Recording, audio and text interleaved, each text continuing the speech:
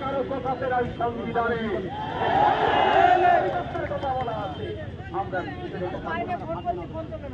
দেখছিলাম আমরা পিয়াল্লা বিভিন্ন জায়গায় আমরাও প্রতিবাদ করেছি তাই করে হকের দিকে এই রাজ্যের বর্তমান যিনি মুখ্যমন্ত্রী আছেন তিনি 2 বছর আগে বিরোধী দলের আসনে বসছেন, বিরোধী দলের নেতা ছিলেন। তিনি সেই সময় বলেছিলেন এইভাবে হঠাৎ করে তাদেরকে তুলে দেওয়া উচিত নয়, আর হঠাৎ করে দেখছি আমরা জানিয়ে হাজির হয়ে গেছি।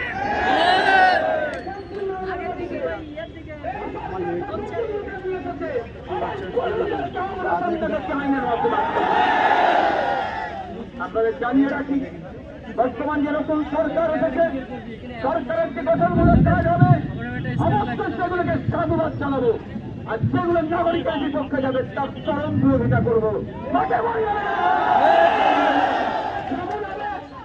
সাথে সাথে আইনি লড়াই করতে হবে, 1 ইঞ্চি ছেড়ে কথা বলা হবে না।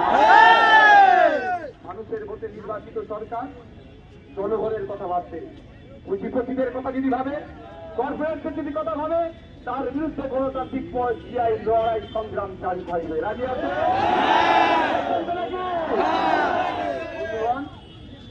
আজকে যে বিষয়ে এসেছি এসআইআর নিয়ে, আমরা এখান থেকে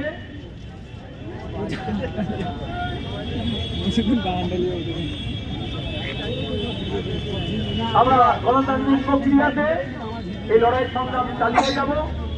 আজকে এই 27 লক্ষের মধ্যে কজন হিন্দু, কজন মুসলমান, কজন দলিত, কজন আদিবাসী আমাদের সেরা বিবেচ্য নয়।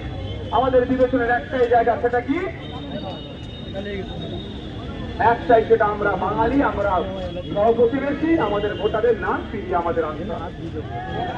আমরা বক্তব্য আমি দীর্ঘায়িত করব না, সকলেই আমরা যারা দূর দূরান্ত থেকে এসেছেন আমাদের এই এক প্রোগ্রামে, প্রত্যেককে ধন্যবাদ জানাই, বিভিন্ন নেতৃত্বদেরকে ধন্যবাদ জানাই, সাধারণ মানুষজন যারা এসেছেন তাদেরকে ধন্যবাদ জানাই।